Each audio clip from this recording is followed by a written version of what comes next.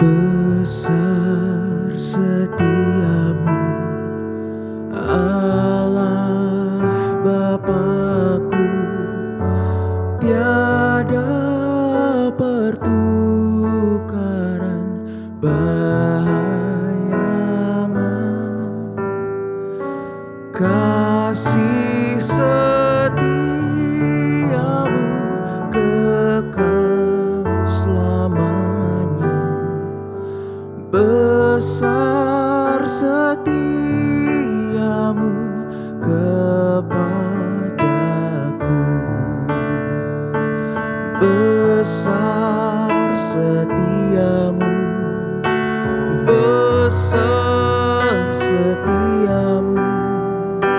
Setiap hari kulihat rahmat-Mu. Kasih setiamu kekal selamanya. Besar setiamu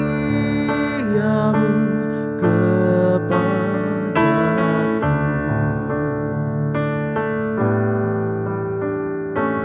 Besar setiamu, Allah Bapa-Ku. Besar anugerah-Mu melimpahlah, takkan berkurang dan tiada berubah. Besar setiamu kepadaku. Besar setiamu, besar setiamu. Setiap hari kulihat rahmat-Mu. Kasih setiamu kekal selamanya. Besar setiamu kepadaku. Besar setiamu, besar setiamu. Setiap hari kulihat rahmat-Mu. Kasih setiamu kekal selamanya. Besar setiamu kepadaku.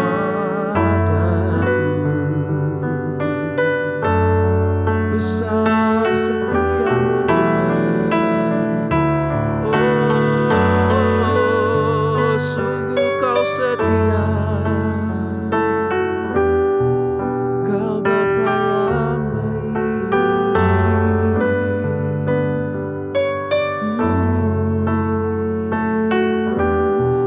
Kami mengucap syukur atas kebaikan-Mu Tuhan.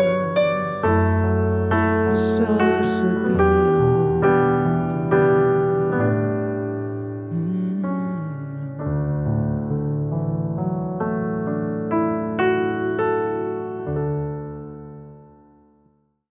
Shalom.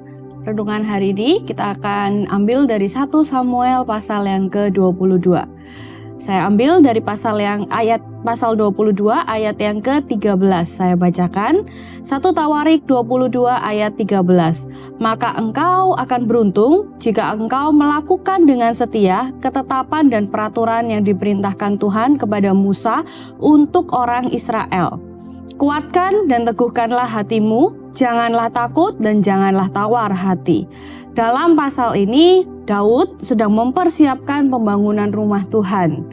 Namun menariknya, Daud sendiri tidak menjadi orang yang membangun bait Allah itu. Tuhan menetapkan bahwa Salomo lah yang akan melakukannya. Walaupun demikian, Daud tidak menjadi kecewa atau malah berhenti melayani Tuhan, tentu tidak. Justru Daud mempersiapkan semuanya dengan sungguh-sungguh, mengumpulkan bahan, menyusun kebutuhan, dan memberikan arahan kepada Salomo. Bahkan berpesan juga kepada Salomo ya, tentunya melalui hikmat Tuhan dia berkata bahwa apa? Kuatkan dan teguhkanlah hatimu, jangan takut dan jangan tawar hati. Satu poin penting yang kita bisa ambil dari bagian ini adalah bahwa kesetiaan kepada Tuhan tidak selalu berarti kita yang melihat hasil akhirnya secara langsung. Saya ulangi lagi, kesetiaan kepada Tuhan tidak selalu berarti kita yang melihat hasil akhirnya secara langsung. Seringkali kita ingin melihat semua yang kita kerjakan langsung berhasil, langsung sukses, langsung terlihat hasilnya. Tetapi dari melalui kisah kehidupan Daud ini kita belajar bahwa ada bagian-bagian dalam hidup yang sebenarnya Tuhan sedang mempersiapkan untuk generasi berikutnya. Atau bahkan Tuhan sedang mempersiapkan sesuatu yang lebih besar daripada kita sendiri. Daud tidak membangun bait Allah itu, tetapi persiapannya sangat menentukan. Sama seperti kita membangun sebuah rumah. Rumah tidak hanya membutuhkan materi secara ekonomi, secara uang, tapi rumah juga butuh bahan-bahan yang harus kita pilih. Kita harus meluangkan waktu, kita harus mencari bahan-bahan yang terbaik menurut kita. Itu butuh waktu dan persiapan itu sangat penting. Ini yang paling penting. Daud tetap setia melakukan bagian yang Tuhan percayakan kepadanya. Sama halnya dalam hidup kita juga demikian. Mungkin saat ini ada doa yang belum kita lihat jawabannya. Ada pelayanan, ada keluarga, ada pekerjaan, atau proses hidup yang mungkin hasilnya belum terlihat sekarang. Kadang kita merasa usaha kita kecil atau tidak dihargai. Namun ternyata firman Tuhan mengingatkan bahwa Tuhan melihat setiap kesetiaan kita. Tuhan tidak hanya bekerja melalui hasil akhir, tetapi juga melalui proses persiapan yang seringkali tidak terlihat banyak orang. Orang mungkin hanya melihat bangunannya saja, orang melihat rumahnya, orang melihat hasil akhirnya. Tapi Tuhan juga tetap melihat proses-proses itu, persiapan-persiapan yang mungkin tidak terlihat. Karena itu, janganlah kita mudah tawar hati. Tetaplah setia melakukan bagian kita. Saat kita berjalan bersama Tuhan Yesus, tidak ada ketaatan yang sia-sia. Sekali lagi, tidak ada ketaatan yang sia-sia. Tuhan dapat memakai setiap proses untuk menjadi berkat bagi banyak orang, bahkan melampaui hidup kita sendiri.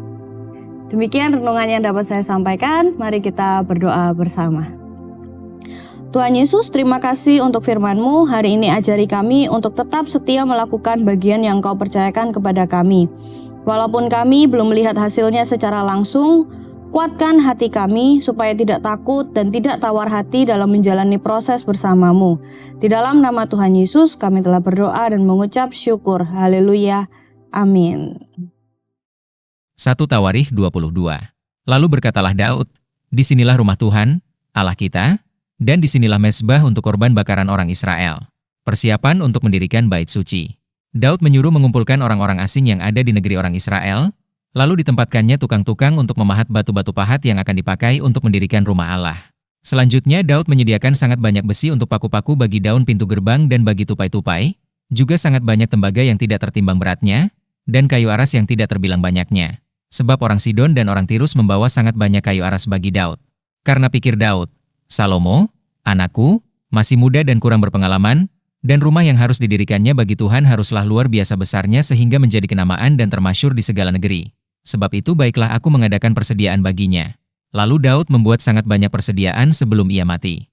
Kemudian dipanggilnya Salomo, anaknya, dan diberinya perintah kepadanya untuk mendirikan rumah bagi Tuhan, Allah Israel. Kata Daud kepada Salomo, anakku, aku sendiri bermaksud hendak mendirikan rumah bagi nama Tuhan, Allahku, tetapi firman Tuhan datang kepadaku, demikian, telah kau tumpahkan sangat banyak darah dan telah kau lakukan peperangan yang besar, engkau tidak akan mendirikan rumah bagi namaku, sebab sudah banyak darah kau tumpahkan ke tanah di hadapanku. Sesungguhnya, seorang anak laki-laki akan lahir bagimu, ia akan menjadi seorang yang dikaruniai keamanan. Aku akan mengaruniakan keamanan kepadanya dari segala musuhnya di sekeliling. Ia akan bernama Salomo, sejahtera dan sentosa akan kuberikan atas Israel pada zamannya. Dialah yang akan mendirikan rumah bagi namaku dan dialah yang akan menjadi anakku dan aku akan menjadi bapanya. Aku akan mengokohkan tahta kerajaannya atas Israel sampai selama-lamanya. Maka sekarang, hai anakku, Tuhan kiranya menyertai engkau, sehingga engkau berhasil mendirikan rumah Tuhan, Allahmu, seperti yang difirmankannya mengenai engkau. Hanya, Tuhan kiranya memberikan kepadamu akal budi dan pengertian dan membuat engkau menjadi pemegang perintah atas Israel, supaya engkau memelihara Taurat Tuhan, Allahmu. Maka engkau akan berhasil, jika engkau melakukan dengan setia ketetapan-ketetapan dan hukum-hukum yang diperintahkan Tuhan kepada Musa untuk orang Israel. Kuatkan dan teguhkanlah hatimu, janganlah takut dan janganlah tawar hati. Sesungguhnya, sekalipun dalam kesusahan, aku telah menyediakan untuk rumah Tuhan itu 100.000 talenta emas dan 1.000.000 talenta perak dan sangat banyak tembaga dan besi. Sehingga beratnya tidak tertimbang, juga aku telah menyediakan kayu dan batu.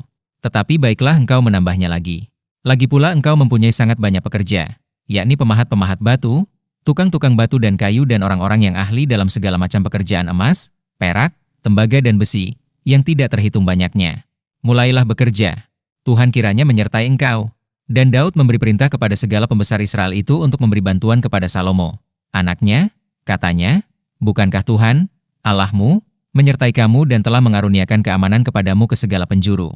Sungguh, ia telah menyerahkan penduduk negeri ini ke dalam tanganku, sehingga negeri ini takluk ke hadapan Tuhan dan kepada umatnya. Maka sekarang, arahkanlah hati dan jiwamu untuk mencari Tuhan, Allahmu. Mulailah mendirikan tempat kudus Tuhan, Allah, supaya tabut perjanjian Tuhan dan perkakas kudus Allah dapat dibawa masuk ke dalam rumah yang didirikan bagi nama Tuhan.